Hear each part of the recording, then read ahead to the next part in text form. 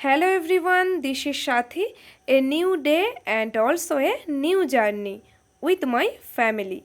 We all went to Digha beach after a long time and this is my third time. So finally আমরা স্টেশনে সবাই মিলে চলে এসেছি এবং স্টেশনে আসার পর আমরা সবাই মিলে একটু গরম চা খেয়ে নিলাম এবং তারপর আমরা সবাই মিলে একটু টিফিন করে নিলাম।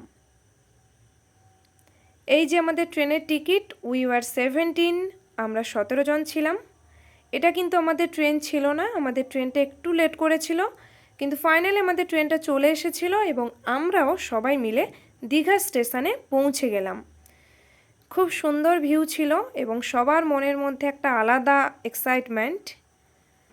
ওয়েদারটাও খুব সুন্দর এবং চার্মিং ছিল এবং এনজয়টা একটু খুব বেশি পরিমাণেই হয়েছে।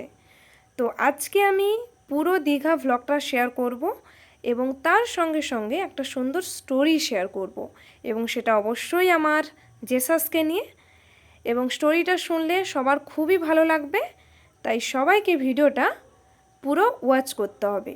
So keep watching. স্টেশন থেকে নামার পর আমরা সবাই মিলে হোটেলের দিকে যাচ্ছিলাম। এটা ছিল আমাদের হোটেল এবং আমরা ফাইনালি সবাই মিলে চলে এলাম। হোটেলের আউটসাইড ভিউ জাস্ট অসাম।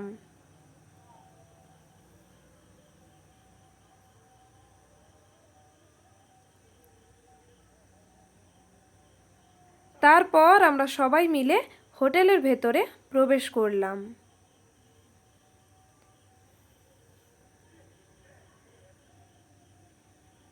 এখানে স্যারেরা আমাদেরকে রুম নাম্বার বলে দিয়েছিলেন এবং আরেকজন স্যার আমাদেরকে রুমে নিয়ে গিয়েছিলেন। আমাদের ছিল সেকেন্ড ফ্লোর, আমাদের 4টে রুম ছিল।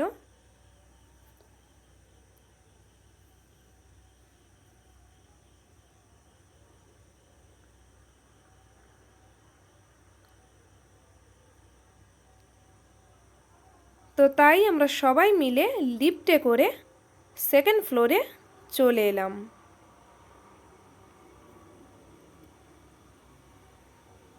ফাইনালি আমরা রুমে চলে এসেছি। এই যে আমার mom and dad and it's me.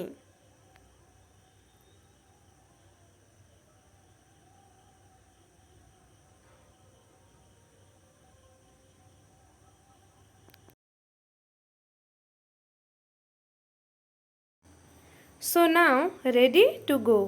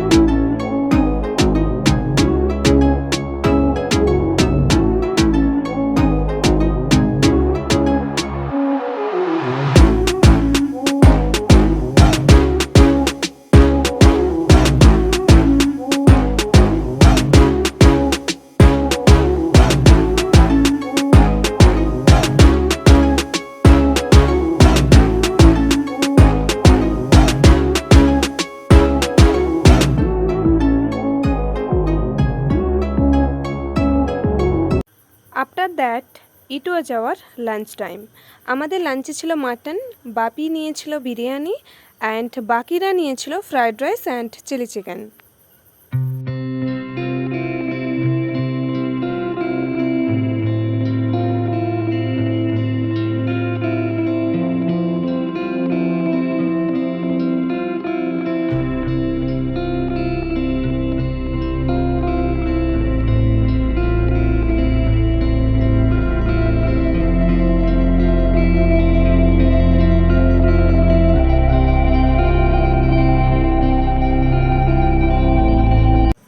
এখন হোটেলে আমি আমার নিজের কিছু এক্সপিরিয়েন্সের কথা শেয়ার করব, আশা করি সবার খুব ভালো লাগবে। তো রাত্রিতে নাইট ভিউ দেখে আসার পর আমরা সবাই মিলে হোটেলে চলে এলাম এবং হোটেলে আমরা সবাই মিলে ডিনার করে নিলাম এবং ডিনার করার পর আমরা যে যার রুমে চলে এলাম। তো রুমে আসার পর আমি প্রার্থনা করলাম। বাপি মামনি তখন ঘুমিয়ে গেছে। প্রার্থনা করার পর চোখ খুলে আমি দেখলাম কালো ছায়া।